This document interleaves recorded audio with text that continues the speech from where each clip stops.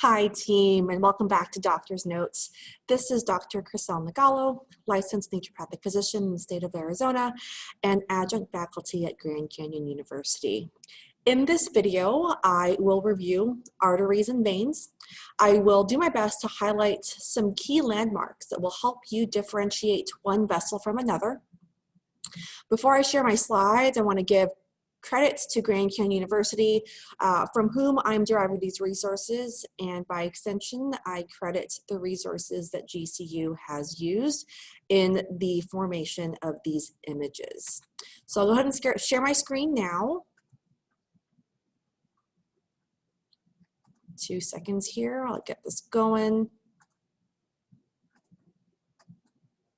Here we go. Okay, so all of these you've seen before if you've been attending my labs this semester. Here is an overview, now placed side by side for you, of the arterial network. On the left side is indicated in red vessels, and also the venous network located on the right side of the slide, indicated by blue vessels.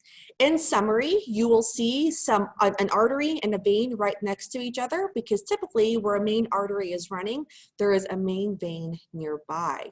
So by convention, we start at the left ventricle when it comes to following blood flow in the systemic circuit. From the left ventricle, blood is pushed out into this aortic arch right here. Next, there are 3 branches that come off the aortic arch from anatomical right to left. You've got the Brachiocephalic Trunk, the left common carotid artery, and the left subclavian artery. It's important to understand where blood will go as it makes its way through each of these branches. So the Brachiocephalic Trunk is going to eventually feed the right arm, the right neck, and the right face and brain. The Brachiocephalic Trunk is that extra passageway that blood needs to flow through to get blood from the left, from the heart to the right side. As you know, the heart tends to sit on the left side of the chest, and so that Brachiocephalic Trunk is that extra piece of highway, so to speak, that blood needs to pass through to get to the right side of the body. The left common carotid is going to go up towards the neck. That's the best way to identify it. And then the left subclavian vein will eventually feed the left arm. Now, from the Brachiocephalic Trunk, there is a bifurcation. This bifurcation creates the right common carotid artery. That branch will specifically feed the right side of the neck, and then it branches out into the external carotid, which eventually feeds the right side, outer part of the face. The internal carotid is going to dive deep and up the foramen magnum and eventually feed the anterior part of the circle of Willis, which will help bring oxygen and blood to the brain. Beyond this common carotid artery, right side, is the branch that is the right subclavian artery, which will eventually feed the right arm. So it's important to understand the Brachiocephalic Trunk is responsible for feeding the right side, right upper side of the body, and that's why the other branches are specifically the left common carotid artery and the left subclavian artery. When we follow the left subclavian, it's a long vessel, has different names depending on where you are. So once you pass the clavicle, which will be around here, that subclavian artery is going to become the axillary artery, appropriately named because axillary refers to the armpit area on the body. The axillary artery will then eventually become the brachial artery, best identified on the cadavers because it dives deep into the muscles. And then around the antecubital region, which is the front of the elbow, that brachial artery is going to bifurcate into the ulnar artery, which will traverse along the ulna, and the radial artery, which will traverse along the radius. The same applies to the left arm. The only difference is that it's a direct branch. That left subclavian is a direct branch of the aortic arch. Moving forward here, let's follow where the common carotid goes. So you have a right common carotid artery and a left common carotid artery. That internal carotid artery on the right and left side is going to form or feed the anterior part of the circle of Willis. So here's the internal carotid arteries. Because we're looking at the inferior surface, This is the left internal carotid artery, and this is the right internal carotid artery. This internal carotid artery eventually bifurcates to become the middle cerebral. There's one on the left and right side of the brain, and then the anterior cerebral artery. Now, posterior supply to the circle of Willis comes from the basilar artery right here, which is created from the fusion of the right and left vertebral arteries. From the basilar artery are branches that are the posterior cerebral artery. Here's the right posterior cerebral artery, and here's the left posterior cerebral artery. You can deduce that the anterior cerebral arteries will supply the anterior part of the brain with oxygen and blood. The middle cerebral arteries will supply the middle part of both hemispheres with oxygen and blood. And then the posterior cerebral arteries are going to supply the posterior cerebrum with oxygen and blood. What makes this a circle is by way of the communicating arteries. There's the anterior and posterior. The anterior communicating artery is right here. It connects flow between the right and left anterior cerebral arteries, closing the anterior parts of the circle. On the posterior side, there's a posterior communicating artery. Here's the left posterior communicating, and here's the right posterior communicating. The posterior communicating arteries connect blood flow between the posterior and the middle cerebral arteries, thereby closing the posterior part of the circle, hence giving you the circle of Willis.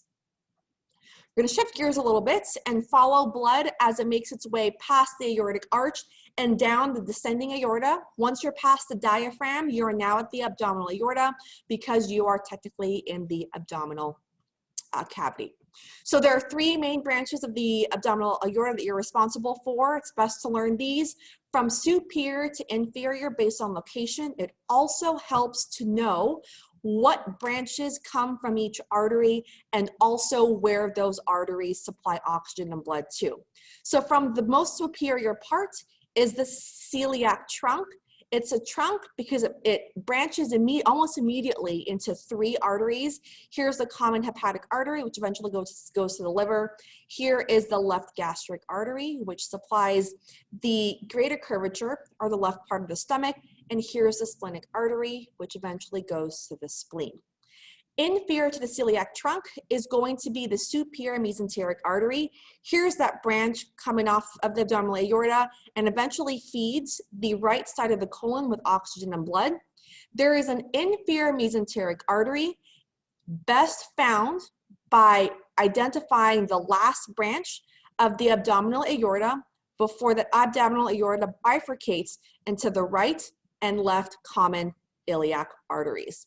That inferior mesenteric artery will supply the left part of the colon with oxygen and blood.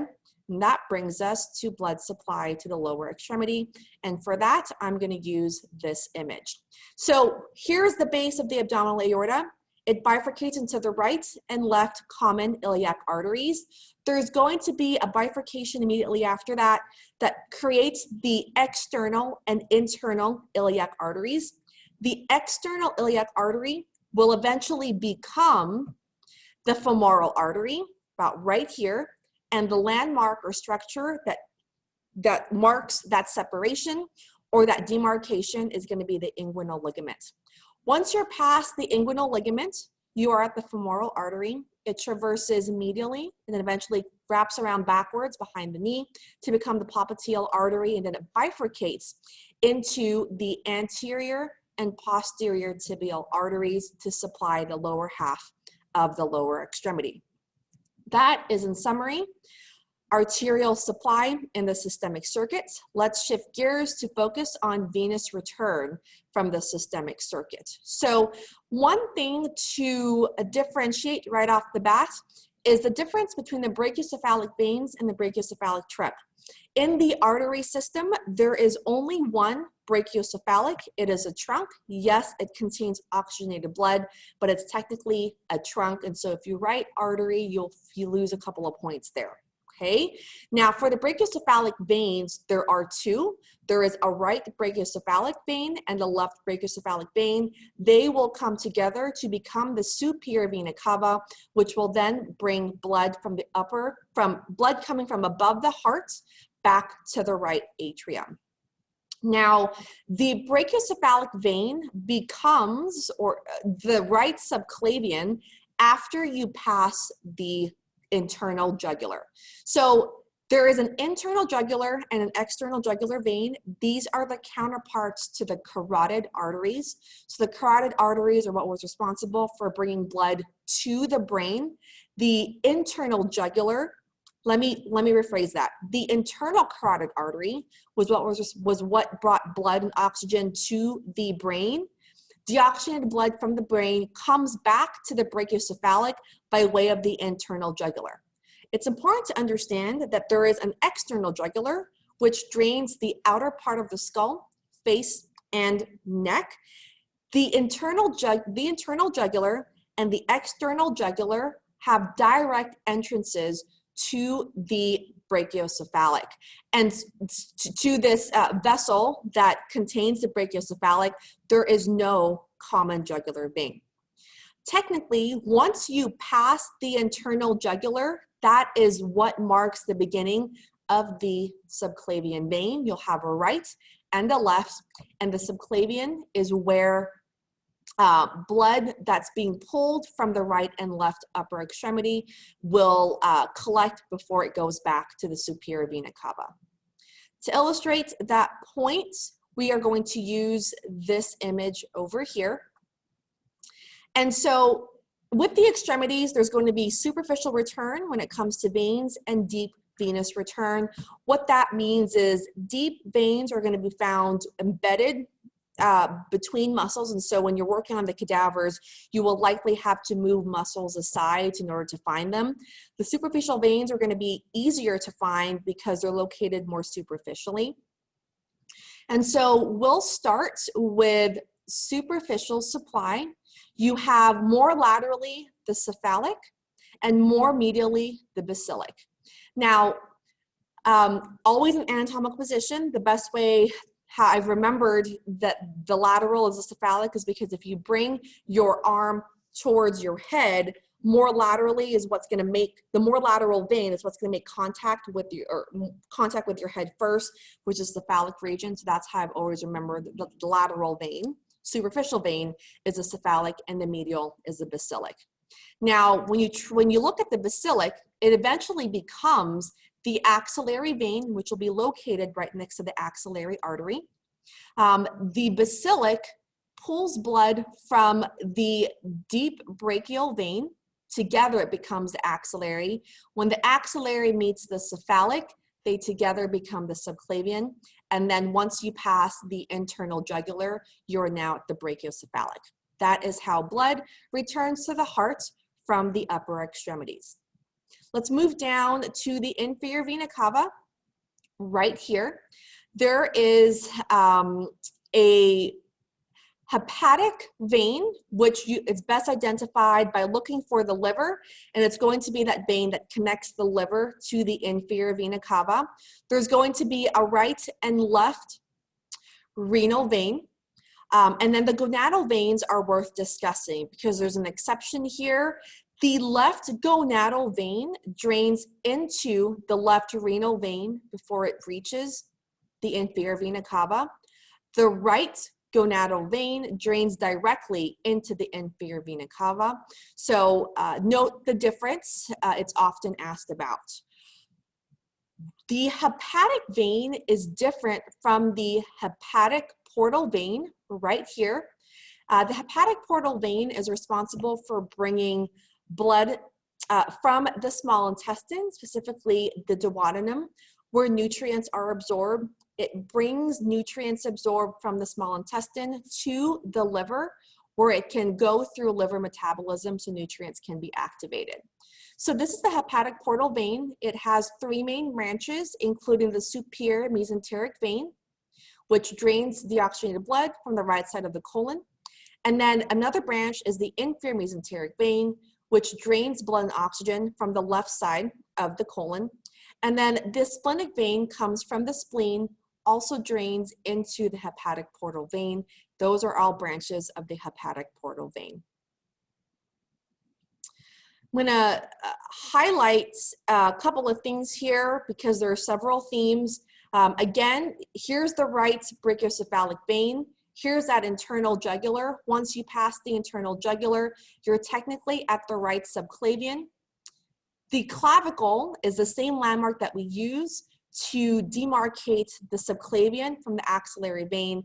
Again, it's the same landmark that demarcates the subclavian artery from the axillary artery. Let's talk about the flow of blood from the lower extremity as it makes its way back to the inferior vena cava.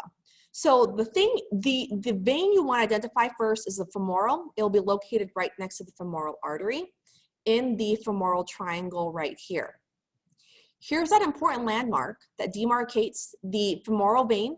It marks the end of the femoral vein and the beginning of the external iliac vein. We're talking about the right lower extremity here. So this would be the right femoral vein and the right external iliac vein.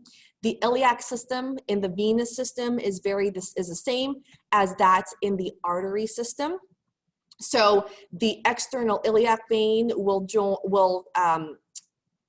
pool blood from the internal iliac vein, and together it becomes the right common iliac vein. The right common iliac vein and the left common iliac vein will come together and then eventually become that inferior vena cava, which traverses up the abdominal cavity. Let's focus in on the femoral vein right here and talk about superficial and deep supply for just a second. So when it comes to superficial supply, the longest vein in the body is going to be the great saphenous. It travels medially along the lower extremity right here. This is one of the veins that drain into the femoral vein. There is a popliteal vein, which you'll find right next to the popliteal artery. Best found by looking behind the knee. That popliteal vein will eventually become, once you pass the popliteal region, the femoral. And this is where it gets a little bit tricky because the femoral is a continuous, right? It's different. It's continuous with this vein over here. It's different from the deep femoral, which is the second vein that drains into the femoral. And then here's a femoral circumflex. When you see a circumflex vessel, it typically means it wraps around something. So in this scenario, the femoral circumflex is wrapping around the femoral head. It is the third vessel that drains into the femoral vein. The femoral vein, again, once it passes the inguinal ligaments, becomes the external iliac vein. Hopefully, this makes certain landmarks a whole lot clearer for you, that you're able to see the big picture. If you are in my bio 211 sections, you are still responsible for locating these vessels on the cadavers. If you follow the landmarks and know where vessels go, those are going to be your biggest clues in identifying vessels correctly. If you're in my bio 202 sections, you'll be responsible for identifying these vessels on the models we've used in lab. I hope you find this video useful for you. I wish you all the best in your studying and look forward to seeing you in lab soon.